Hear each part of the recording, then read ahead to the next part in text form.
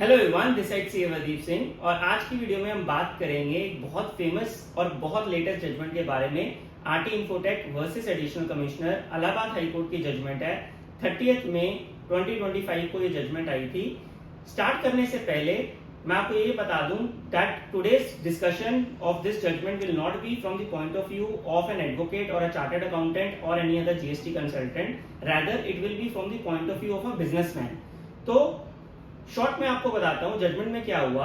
RT infotech ने purchases करी लगभग 1.6 करोड़ रुपीस की फ्रॉम भारती एयरटेल और भारती एयरटेल को उन्होंने पेमेंट भी विद इन टाइम कर दी।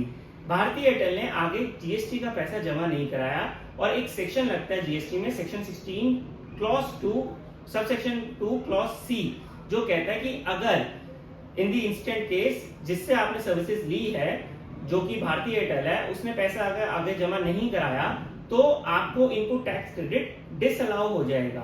तो आरटी इन्फोटेक के लॉयर्स ने ये आर्ग्यूमेंट लिया। उन्होंने कहा इसमें हमारी क्या गलती, हमने परचेजेस करी, हमारे पास इनवॉइस है, हमने ड्यू पेमेंट बैंकिंग चैनल से करी, भारतीय एयरटेल से हमने परचेजेस करी है, भारतीय एयरटेल ने जमा नहीं कराया, तो इसमें हमारी क्या गलती।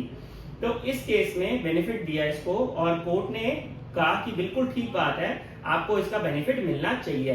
और क्योंकि किसी और के फॉल्ट पे, भारतीय एयरटेल के फॉल्ट पे you should not be suffering. की टेक अवेज दो इस जजमेंट से क्या है। पहला, बहुत सारा क्वेश्चन आ रहा है कि क्या हम इस जजमेंट पे रिलाई कर सकते हैं कि हमने तो जी परचेजेस कर ली और हमने तो पैसे भी उसको दे दिए थ्रू बैंकिंग चैनल, हमने उसको पेमेंट भी कर दी, अब कल को वो भाग गया तो मैं क्या करूं। तो मेरा पॉइंट ऑफ व्यू ये रहेगा, मेरी एडवाइस ये रहेगी कि नहीं, आप इस जजमेंट पे फुल ऑन रिलाई नहीं कर सकते। द रीजन इज, इस जजमेंट में एक प्रेसिडेंट जजमेंट का वो एग्जांपल लिया, सनक्राफ्ट एनर्जी का उन्होंने बेस लिया। सनक्राफ्ट एनर्जी के केस में क्या हुआ था, उसमें उन्होंने बोला था कि जो जिससे आपने परचेज करी है, पहले आप उसके पास जाओ, rather directly coming to the Suncraft energy, directly coming to the party.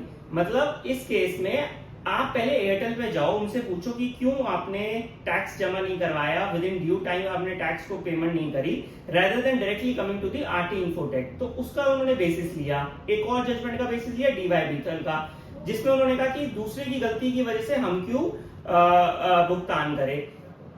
आप अगर बार बार एक चीज को देखो तो एक चीज सामने आ रही है, उस चीज ये सामने आ रही है कि अगर आपकी पार्टी जिससे आप परचेज कर रहे हो वो जिंदा है, वो एक्टिव है and it is well existent, then yes you can take benefit of this judgment and ये चीज आप अपने केस में लड़ने के लिए, जजमेंट आप अपने केस में लड़ने के लिए डाल सकते हो एंड रिलाई कर सकते हो।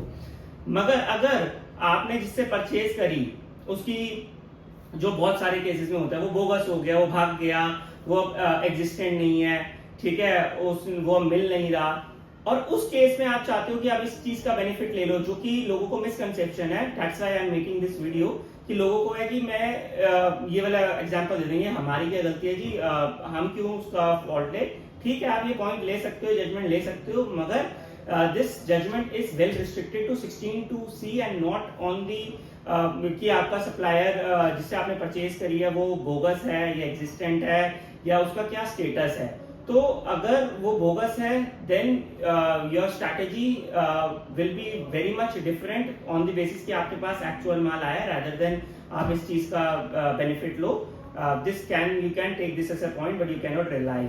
Hopefully I am clear with this judgment what I am trying to say and convey this message to all the businessmen who is listening to this video. So thank you for watching.